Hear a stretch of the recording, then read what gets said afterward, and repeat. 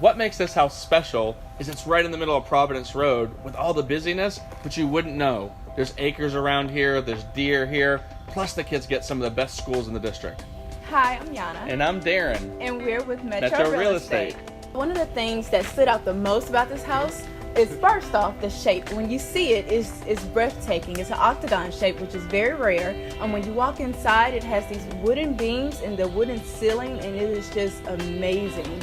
And whenever we transform this house, it's going to be spectacular and breathtaking. Yeah, and one of the things with those beams, if you tried to do those today, it'd be like $4,000 or $5,000 a beam. And we've got like 50 beams in there. So this is going to be really fun to get our hands wrapped around this and show everybody what this house can be for storage. For sure.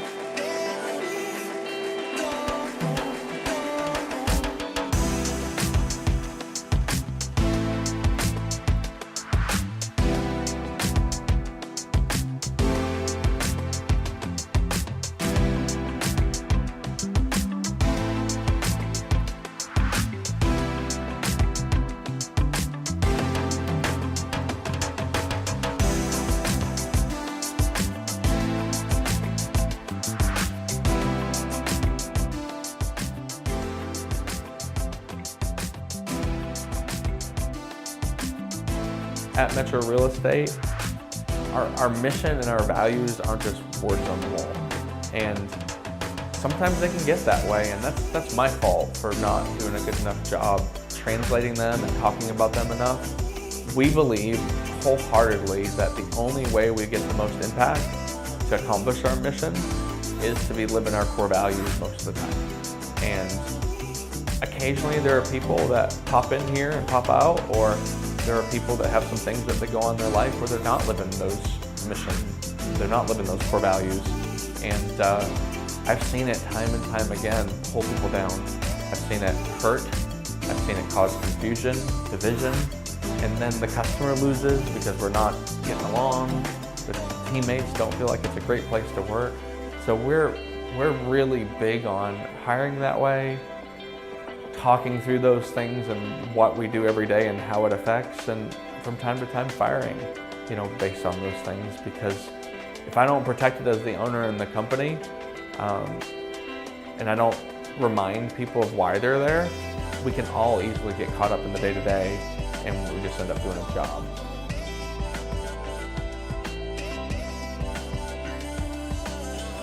Part of what Good Shepherd's trying to do in Guatemala is establish relationship over a long period of time so that behavior can change through sustainable efforts. Instead of just going in, building a home and being done, or building a chicken coop and being done. So there are kids that are there that when they're in second grade or third grade, they stop going to education. That's probably the majority. If they're female, they're treated as property, so they don't go to school at all after that age. So we have an opportunity for just $100 a year to send kids to school. So we're sponsoring 20 kids, but we really want 20 people here or through the company to keep in touch with those kids, communicating with them, trying to help them understand maybe some basic things that we understand, and for our kids to understand that there's life outside of maybe their bubble. So I can't force people to want to do it, but I'm happy to put the kid in your name and let you guys put it on your fridge and make sure that your kids can understand giving, because that's kind of our mission. Our mission is to impact people and change lives eternally.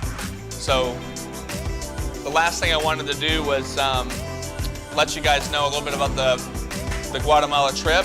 Heather went, and I went, and Mackenzie went. So Mackenzie's going to talk a little bit about what she thought before the trip, what she thought during the trip, and what she now thinks after the trip. So, Mackenzie? Thank you.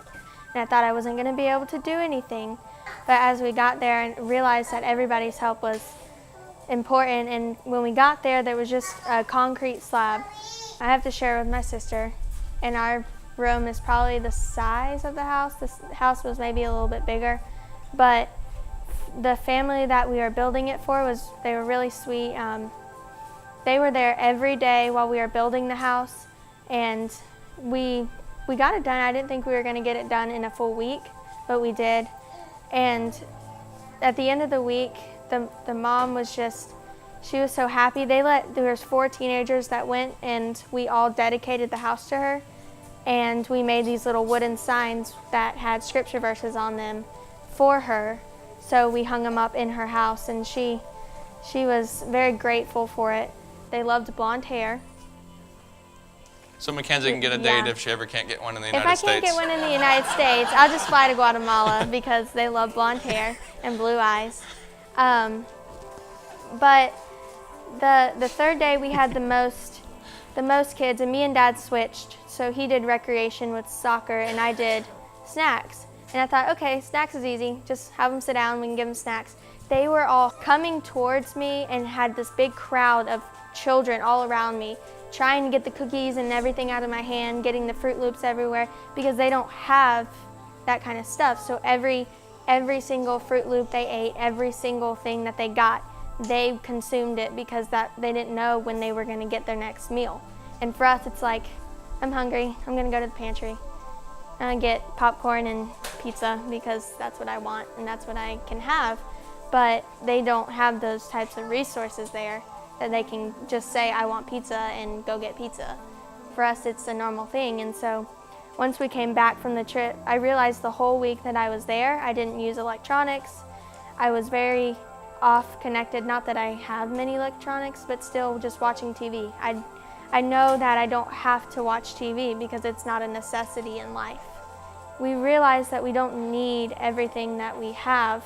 We can use our time more wisely in doing other things for God and for His people than just doing the things that pleases us and being more comfortable with ourselves. We don't have to. We can go out of our comfort zone, not to where it's in the dangers, but enough to be outside of your comfort zone to make changes in other people's lives.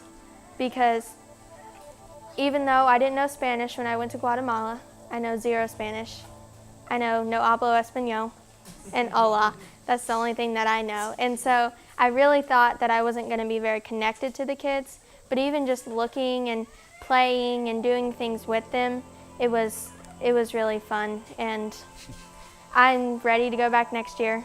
I think a bad day in America, and I've been low, and I grew up poor, is a really good day, in the majority of the world. So we just want to share those things with you guys. We don't want to take up any more of your time.